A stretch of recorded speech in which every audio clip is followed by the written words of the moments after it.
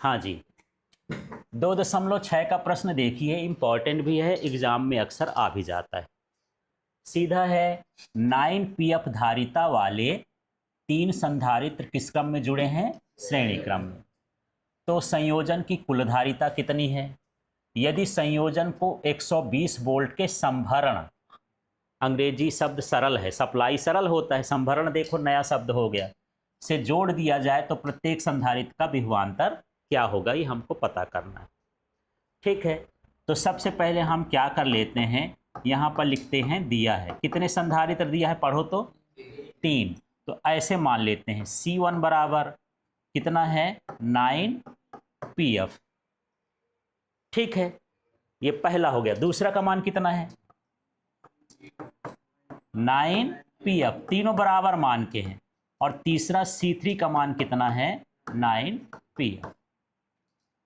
ठीक है, और कोई डाउट है?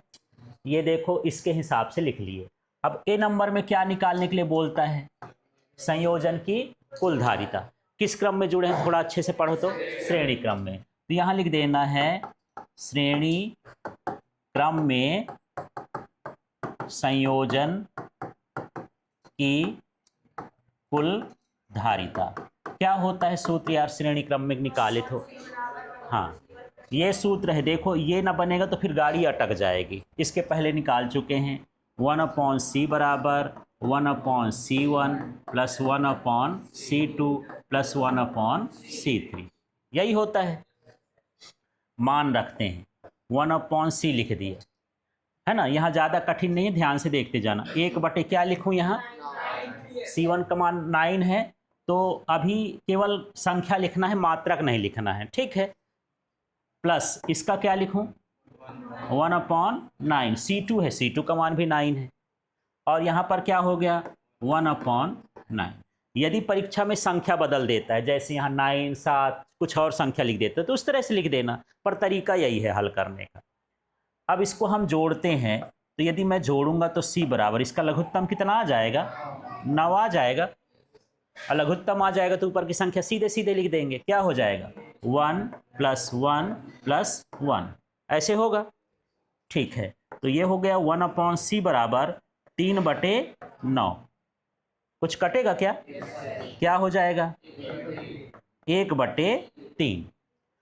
अब मैं इस साइड करता हूं, थोड़ा ध्यान से समझना।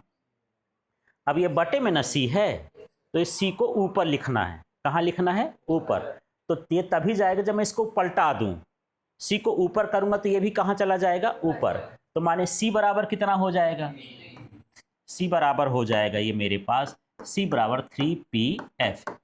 तो ये देखो, जब आपने श्रेणी क्रम में जोड़ा तो धारिता घटी की बढ़ी, लिया कितना था, 9, और तीनों को मिलाओ तो कितना हो गया, 27, है ना, और घट के कितना हो गया, 3। तो जब आपको धारिता घटाना हो तो संधारित्रों को किस क्रम में जोड़ना चाहिए, श्रेणी क्रम। ये समझने के लिए, बाकी आपका उत्तर आ गया, इतना हो गया। अब देखो यहां पर बी नंबर का है, और बी नंबर में क्या पूछता है कि यदि हम 120 वोल्ट की इसको सप्लाई देते हैं तो प्रत्येक संधारित्र को क्या विभवांतर मिलेगा। तो यही पूरा उतार देना, यदि संयोजन को 120 संभरण से जोड़ दिया जाए तो प्रत्येक संधारित्र का विभवांतर, क्या शब्द हटा देना, इसी को इस्तेमाल करना है।